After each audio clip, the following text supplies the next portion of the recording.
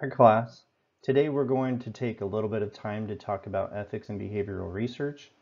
This might sound like one of the most boring topics you can think of in research methods, but it is actually one of the most important to discuss at the beginning of this course because of what I would describe as a pretty sketchy history of previous studies that were done many years ago that actually resulted in quite a bit of psychological trauma to people. As a result of what these previous researchers had done to people, it became pretty obvious that we needed to have a variety of ways to regulate the way in which we conduct research to prevent harm from coming to people and protect the validity of what we do. Once more, here is that disclaimer which you should have read and hopefully you understand by now. So here is a list of things that we are going to go over, including a brief discussion about core principles that define the governing set of rules that we call the APA Ethics Code, followed by some discussion about how we weigh the different potential risks and benefits before we conduct a study. Then we'll talk about what an institutional review board is and does. This will include a brief discussion about how we categorize risk to human participants. Then there will be a brief discussion about the ongoing use of animal subjects, and finally a discussion about research fraud and its connection to ethics. A really great place to start is the discussion of Milgram's obedience experiments. This was hopefully discussed by your introductory psych teacher at some point, and if you took social psychology already, this was discussed in a lot more detail. But if you remember what this was all about, this was a study that people were being placed in a position of having to respond to an authority figure who told them to shock somebody for giving incorrect answers on a type of quiz. There were a lot of problems with the way that this research was set up from an ethical standpoint anyway.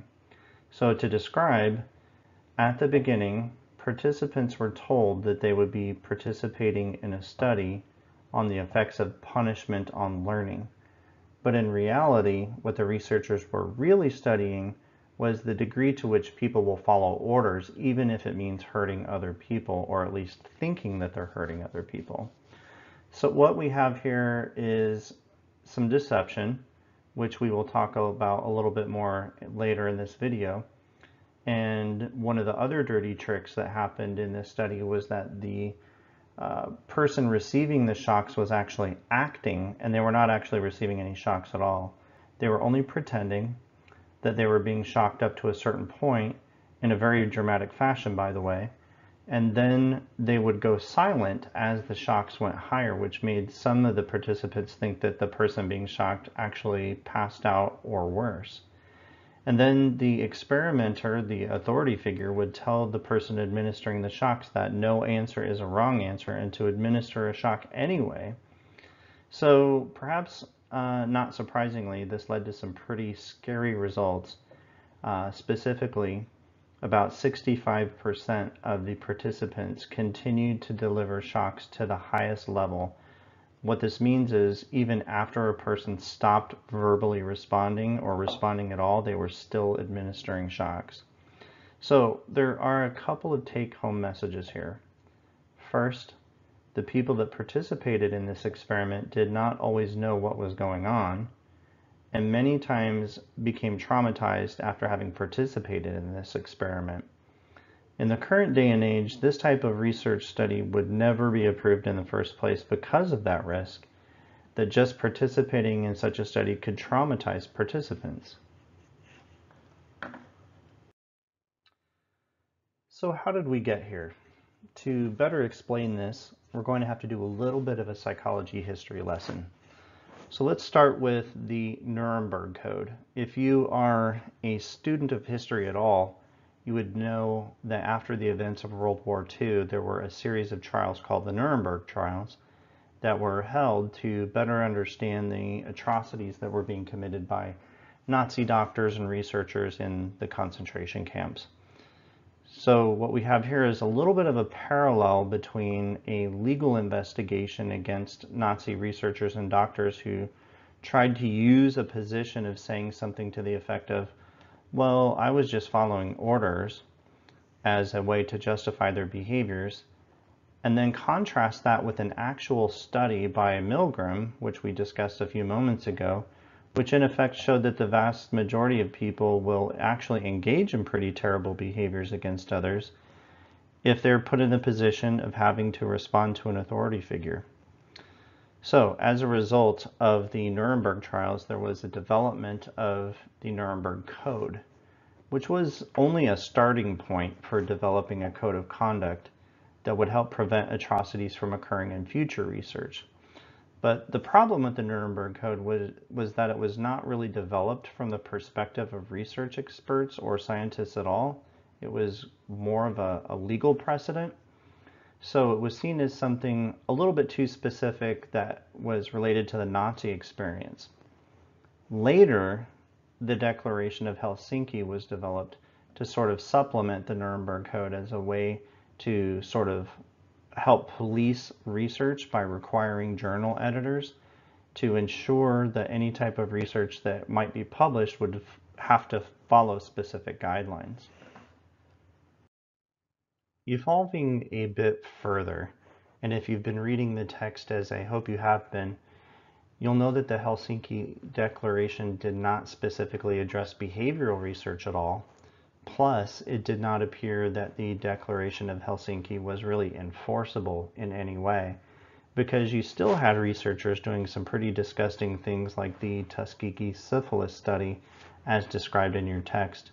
And because of research like the Tuskegee syphilis study, the public outcry in the scientific community eventually resulted in something that we know now as the Belmont Report.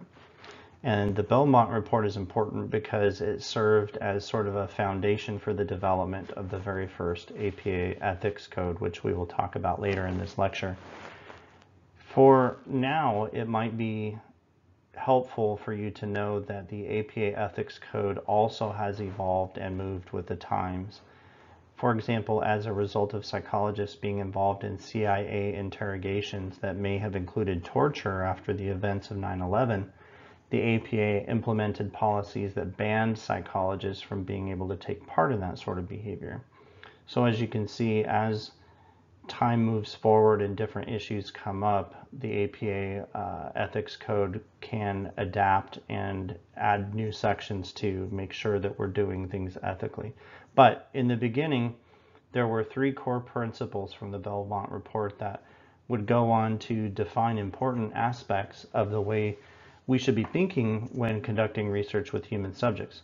Specifically, beneficence means that we have to conduct some type of risk analysis to determine whether the risks are actually minimized and that there are certain benefits that can be gained from the research itself. Second, the principle of respect for persons implies that we're not going to force anybody into doing research as an unwilling participant. The core issue here is that people should have the opportunity to voluntarily decide to participate in research or not without any kind of consequence. Finally, the principle of justice, well, the way I would describe that is it's a sort of extension of beneficence, which is to say we're not just picking a specific group of people to study, necessarily where there would be an abundance of risks and no benefits, like the Tuskegee syphilis study. There has to be some sort of fairness in the way that participants are able to obtain some benefits as well as accepting potential risks, to make a long story short. So as promised, we are going to talk about the APA Ethics Code, which is a shorthand way of talking about an expanded set of enforceable rules called the Ethical Principles of Psychologists and Code of Conduct. As I mentioned in the previous slide, the APA Ethics Code is a set of rules that psychologists must follow. And this is going to be true whether the psychologist is practicing in the private sector providing psychotherapy or whether they're working for a university conducting research. The idea here is that the APA Ethics Code will govern pretty much any type of activity a psychologist might do. And breaking these rules obviously will have consequences. But rather than getting into the specifics of all the rules, there are 5 overarching areas that are what we call aspirational goals, or the 5 basic principles. So let's run through these. The principle of beneficence or non-maleficence is similar to the Hippocratic Oath that medical doctors take, which encourages them to strive to benefit people that they work with and to do no harm while also protecting their rights and welfare. Also, this extends to having a basic conscience when it comes to conducting animal research. Next, the core principle of fidelity and responsibility. This basically puts the burden of responsibility on psychologists to make sure that they are always doing the right thing, exercising their professional and scientific responsibilities, and making sure that research participants are being treated correctly. Next, the principle of integrity refers to the fact that psychologists have a responsibility to have exactly that, a sense of integrity in the work that they do. This would include things like stealing other people's work, defrauding patients or insurance companies, or misrepresenting what kinds of services they offer, among other things. So basically, integrity is a principle that should be fairly straightforward, one would think. Next, justice. I want to return for a moment to talk about how historical research treated people unfairly, specifically with respect to disadvantaged groups and ethnic or racial minorities. The principle of justice for psychologists is intended to remind us of this historic maltreatment and to ensure that we are making strides to treat research participants with fairness and equality. Finally, respect for persons. This has more to do with people's rights and dignity, and it requires psychologists to be aware of and respect the wide array of individual differences that people might have, such as those based in gender identity, race, ethnicity, disability, and many other factors. It also requires psychologists to recognize their own biases and to try to eliminate the effect of these biases as much as possible in their work. As I mentioned earlier, when psychologists conceptualize their research protocols, one of the first things we have to consider is that risk-benefit analysis I mentioned earlier. We have to think about whether the contribution to the scientific base knowledge would reasonably outweigh any potential risks that might exist for individuals who are actually participating in this study. And there are lots of examples of something like this, but one that comes to mind is many years ago, I worked as a research assistant in a pharmaceutical study for individuals who had advanced stages of Alzheimer's disease. So the pharmaceutical company had to show in their research proposal that the medication would likely be safe and not cause any serious side effects, but potentially also produce some type of benefit, such as slowing down the progression of the disease. We can think of examples of how this consideration might occur in behavioral research as well. There are plenty of ways in which we could unintentionally cause psychological harm and even physical harm, which sometimes might even be unintentionally, like individuals' loss of confidentiality. You might be thinking about what types of benefits might actually exist for someone participating in a study. Sometimes these benefits might be direct, such as getting actual treatment, like for depression or anxiety, for example. Sometimes this might come in the form of a monetary payment, and the actual treatment and monetary payments are some of the most common benefits that people enjoy participating in these studies. And also, people may enjoy participating in research studies because they believe they're helping to contribute to a greater scientific base knowledge.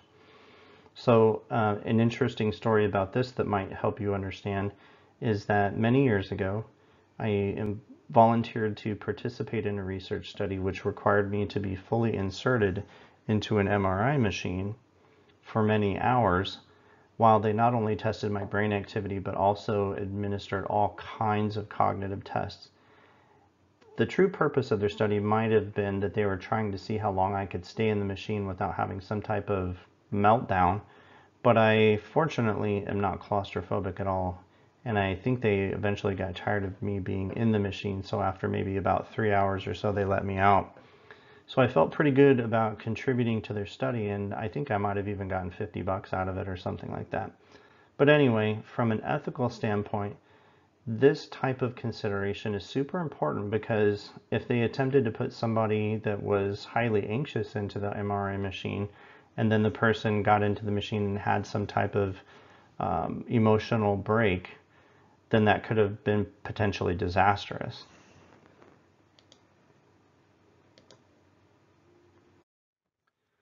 One of the things that I find is a constant source of confusion, especially for students, is the difference between confidentiality and anonymity. Confidentiality exists when you give information that is held in confidence. That means the information is tied to you, but is not shared in a way that would make you identified as a subject outside of the research study. Inside the research study, you could still be identified, and sometimes there are important reasons why this would occur. For example, if the researchers were conducting a study on depression symptoms and a participant had a very severe depression set of symptoms that included suicidal thinking, obviously they would need to find and identify this person so that they could make an intervention. Protecting this person from themselves would obviously be more important than violating their confidentiality in this type of scenario. So, as you can see, there are times when confidentiality is a really sticky issue. However, this is not the same thing as when information that is collected is considered anonymous. Being anonymous means that even after the information is collected, the research participant still cannot be identified.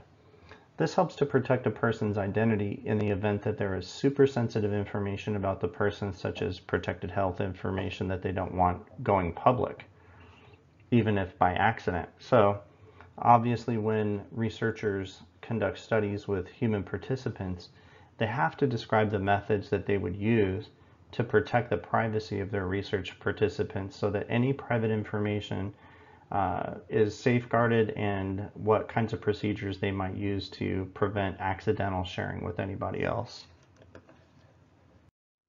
You might have noticed that when you participate in a study, such as those that you might have participated in for intro psychology, that each study has an informed consent document that provides a basic description of the type of study that you're going to participate in, and gives you an opportunity to make a decision about whether you want to participate, and this should also include a description of the potential risks and benefits.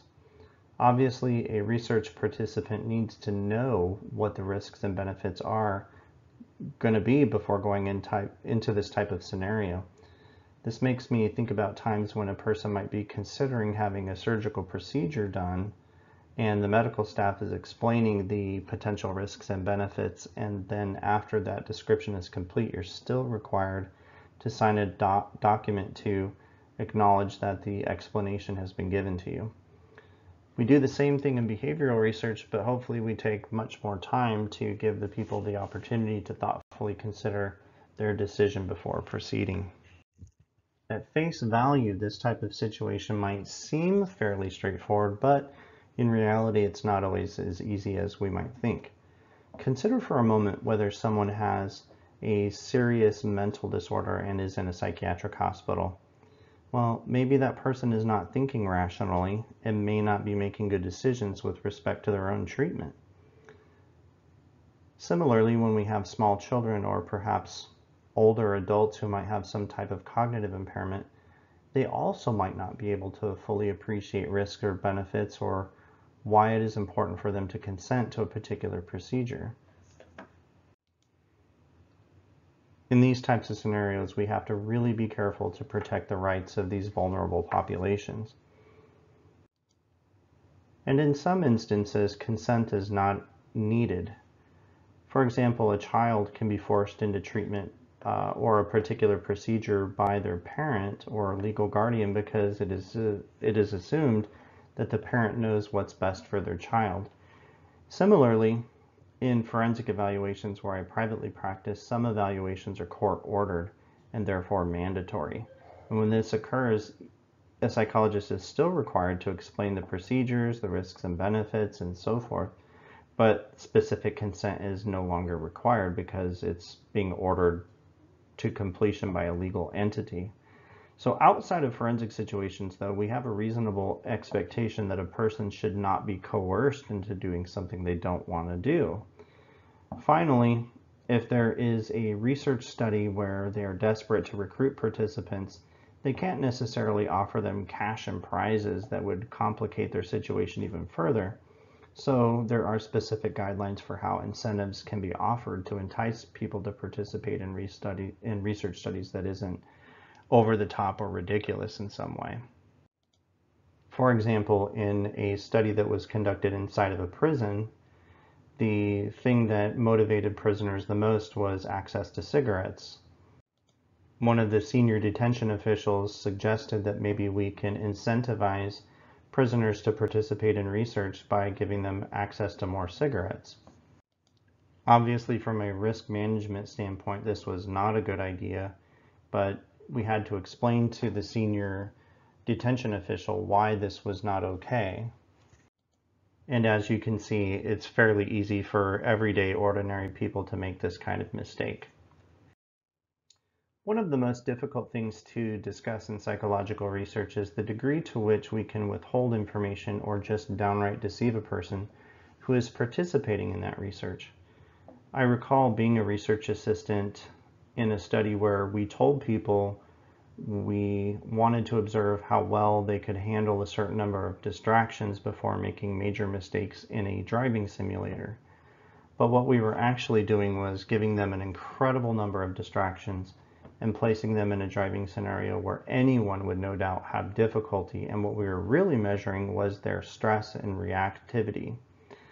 We were concerned that if we told them what the study was really measuring in the beginning, that they might change their behavior to be more along the lines of what we wanted, which is called an expectancy effect, if you remember that from intro psychology. What we did not want people to do is simply behave in the way that they think we wanted. We wanted people to behave as their true selves, so deception was unfortunately necessary in that scenario. And after the study was completed, we would tell them the truth about what we were actually measuring. And in some instances, the participants were surprised and had no idea. Other participants would sometimes be somewhat angry, and even the more insightful ones could successfully guess what we were trying to accomplish. But obviously, all of those reactions also are important data points. As I mentioned a moment ago, after the conclusion of the research, we provide an explanation called a debriefing. This is something that a lot of the historical studies, such as Milgram's experiment, did not do very well, and I often wonder if people were even properly debriefed after something like that, whether it would have mitigated the damage done to their emotions or not. In other words, deceiving people and them telling them the truth later sometimes is not enough. It would sometimes be better to decide not to do the study at all if the risks are too great. Still, it should not be underestimated that the debriefing is an extremely important part of the study and helps to set people at ease after completing their participation. Also, it explains to participants a process by which they can make a complaint or contact the university or whatever the case may be to give feedback. As you guys move through writing your paper for this course, you will want to include a description in your paper about having your research proposal submitted and approved, hypothetically, of course, not in reality, but submitted and approved for Institutional Review Board, or IRB.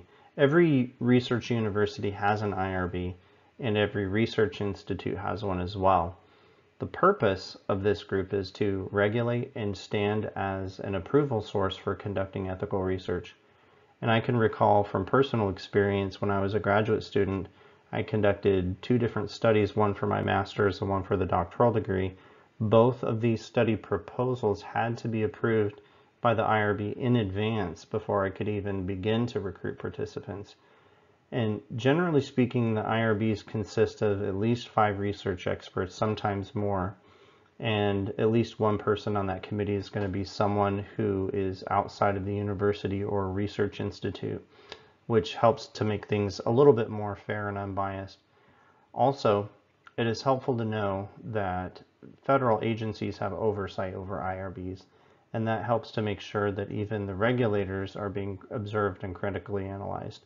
So the purpose here is to make sure that at multiple levels, research proposals are being designed in a systematic fashion and have an obvious purpose of either developing new scientific knowledge or contributing more to an existing scientific base of knowledge. This is probably way more information than you care to know right now, but I'm going to go over it anyway, since it stands to reason that not every research proposal should be reviewed in the same way. So, for example, if I was going to conduct a study where I just wanted to measure people's attitudes about juvenile delinquency and how juveniles are being treated in the justice system, this would be a lot more straightforward than if I was going to conduct a much more invasive study like intentionally provoking a stress response people and then looking for blood markers like cortisol levels or something like that. So as you can see, based on the type of study that you're doing and how involved and invasive it is, there are going to be different types of or different levels of review. Exempt and expedited reviews are considered the least sensitive, and limited and full reviews are going to be the more intensive and time-consuming reviews. I know I'm only spending one slide talking about research with non-human animal subjects, and this is not necessarily by design, but I do realize and want to acknowledge that there are lots of ethical and moral dilemmas that surround using animal subjects in research. Having said that, I also realize that there are folks who believe that animals should never be used in research, but what I won't do is debate that with any of the students for the purpose of this class, but instead I will just simply state that animal research does continue and that my own experience with animal research has been very carefully handled and done in a way that upholds the highest ethical standards. Depending on where research is being conducted, there are additional laws and other guidelines, as you can see in this slide, that will govern how animals should be treated when research is being conducted. And also you should know that the APA has addressed this issue of using animals in research and has developed even more specific guidelines to address that as well. Finally, we should have a brief discussion about what it means to be an ethical researcher. And I'll just say a little bit more about that here. To be an ethical researcher, we should strive not to be just honest with ourselves, but to be honest with our colleagues in the greater research community by admitting certain faults, such as limitations to our studies, or even admitting that our study might have been a failure. What we don't want to do is create a false narrative that certain facts might exist when they actually don't. There have been stories in popular media in recent years in which university professors have even been caught faking research data to promote their own agendas. For example, there was a university professor somewhere in Texas who consistently maintained that she developed research findings that were highly noteworthy, but in reality, no other research institute or university could replicate her results. And eventually, further investigation revealed that her data was manufactured and entirely fake, and so her career was destroyed, and I think eventually she was even sued by the university. So obviously it is much better to be honest, even if the results of your research are not great, than it is to mislead others into believing something that is not true, even if that makes you rich and famous. Finally, here's a graphic on being an ethical researcher found in the textbook for this course. This graphic comes more from the position that we should avoid plagiarizing the work of others. And I know that I've hammered on this in the modules that you've already seen in this course, but it bears repeating here because it continues to be such a problem. So as you can see here, plagiarism is not just using the words of others, but it also has to do with the ideas of others, which I call intellectual property. If someone else thought of it, it belongs to them, not to us. And when we discuss the words or ideas of others, it is a requirement that we either provide a direct quote and or a citation. All right, so I know this series of slides was probably pretty boring, but it is absolutely critical to becoming a researcher, to understand research ethics and to gain a better understanding of why this applies to everything that we do. And I hope you guys got something from listening to this.